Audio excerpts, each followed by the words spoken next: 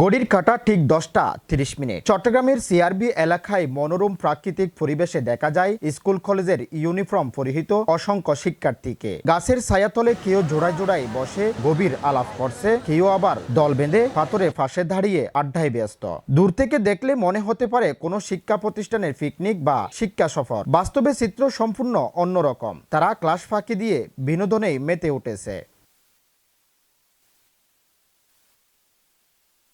একজন সচেতন নাগরিক জানান, এই সময়টা মূলত ক্লাসে থাকার কথা তাদের, কিন্তু প্রায় প্রতিদিনই দেখা যায় এমন অনেক ছেলে মেয়ে এখানে ঘুরতে আসে। কেউ প্রেম করছে, কেউ সিগারেট টানছে, আবার কেউ উচ্চস্বরে তর্ক করছে। স্থানীয়রা ক্ষোভ প্রকাশ করে বলেন, এদের দেখে মনে হয় না তারা ছাত্রছাত্রী। স্কুলে না গিয়ে এমন জায়গায় ঘোরাফেরা করলে তাদের ভবিষ্যৎ অন্ধকার হয়ে যাবে। ক্লাস হয়তো করতে ভালো লাগে না, এই বা ফাঁকি দিয়ে আসে পড়ালেখা।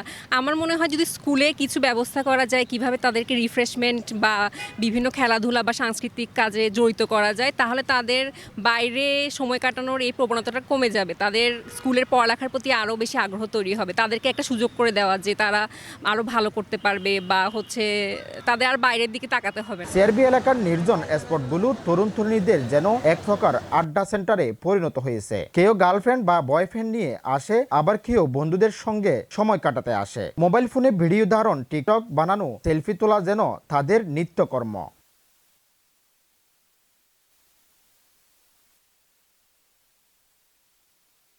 শিক্ষা বিশেষজ্ঞরা বলেন, নিয়মিত ক্লাস ফাঁকি দিয়ে এমন অভ্যাস গড়ে উঠলে তা শুধু ব্যক্তিগত ভবিষ্যৎ না, সামগ্রিক শিক্ষা ব্যবস্থার উপরও নেতিবাচক প্রভাব ফেলবে। স্কুলের স্টুডেন্ট, অনেক স্কুলের, মানে একটা স্কুল না, অনেকগুলো স্কুলের স্টুডেন্ট।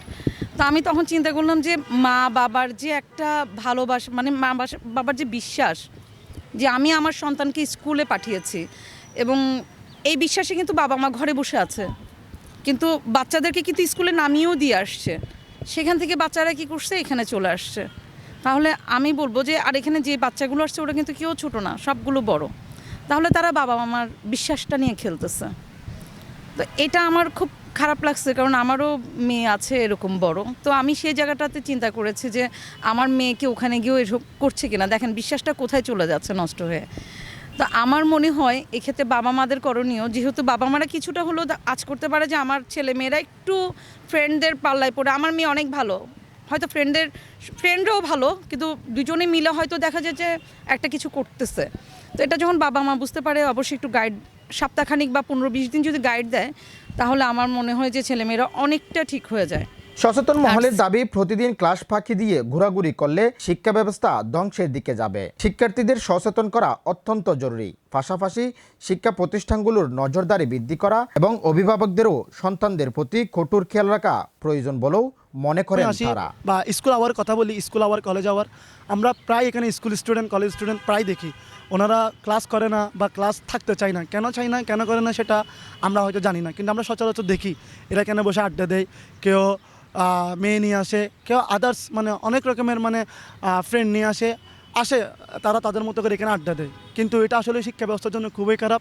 একটা যে শিক্ষা জাতি, একটা যে ভবিষ্যৎ আছে, এটা খুব অন্ধকার দিকে, একটা অন্ধকার যুগে চলে যাচ্ছে। সো এটার জন্য আমাদের থেকে যদি সরকার কোনো রকমের ব্যবস্থা নেয় বা স্কুল কর্তৃপক্ষ যদি কোনো ব্যবস্থা নেয়, তাহলে এখান থেকে বেরিয়ে আসা পসিবল। স্কুল কলেজ যেভাবে বলছেন আপনারা যে দখলে আছে, এটা কোনোভাবে ভিন্ন না বা কখনো অসত্য না, এটা অবশ্যই সত্য। এরা যেভাবে এখানে মনে করেন যে আপনার আড্ডা বা অন্যান্য কাজ করতেছে, এই যে স্কুল ফাঁকি দিয়ে, কলেজ ফাঁকি দিয়ে, এটি খুবই খারাপ।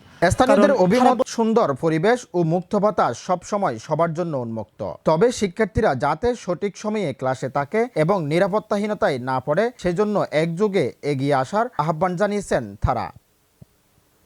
মোহাম্মদ জামাল উদ্দিন জাহেদ, চট্টগ্রাম।